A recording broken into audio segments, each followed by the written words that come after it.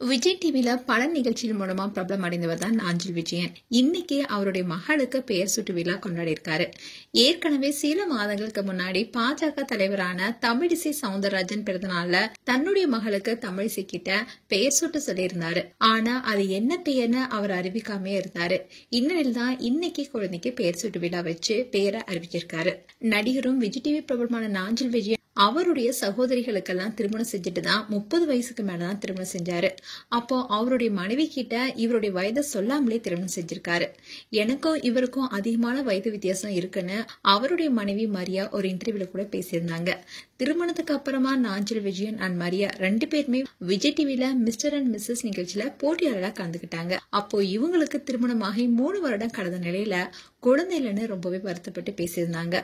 வெளியே எங்க போனாலும் யார் பார்த்தாலும் முதல்ல குழந்தைய இன்னும் பெத்துக்காம இருக்கீங்கன்னு தான் கேக்குறாங்க. நாங்களா வேண்டாம்னு நினைக்கிறோம், ஆனா கடவுள் தரும்போது அதை மகிழ்ச்சியை ஏத்துக்கோன்னு பேசியிருந்தாங்க. இதை தொடர்ந்துதான் சில மாதங்களே மரிய கர்ப்பமா இருப்பதை அறிவிச்சாங்க. அதை ரொம்பவே மகிழ்ச்சியோட ஒரு வீடியோவும் ஷேர் பண்ணியிருந்தாங்க. அண்ட் கடந்த சில மாதங்களுக்கு முன்னாடிதான் இந்த தம்பதிக்கு பெண் குழந்தையும் பிறந்தாங்க.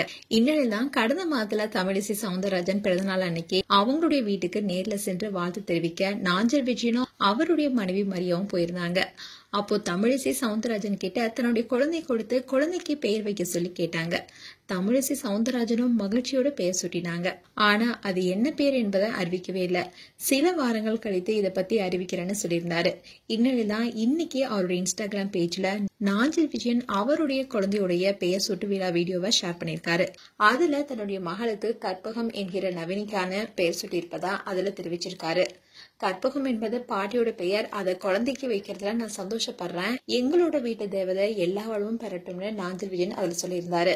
அண்ட் இந்த பெயர் சுட்டு விழால சின்னத்திரை நடிகர்கள் மட்டும் இல்லாம பிரபலங்களும் கலந்துகிட்டாங்க. மேலும் நாஞ்சில் விஜயன் குறித்து உங்களுடைய கருத்துக்களை கமெண்ட் செக்ஷன்ல சொல்லுங்க. இது போன்ற வீடியோஸை பார்க்க நியூஸ் தமிழ் கிட்ஸ் சப்ஸ்கிரைப் பண்ணுங்க. மறக்காம நோட்டிபிகேஷன் பட்டனை கிளிக் பண்ணுங்க.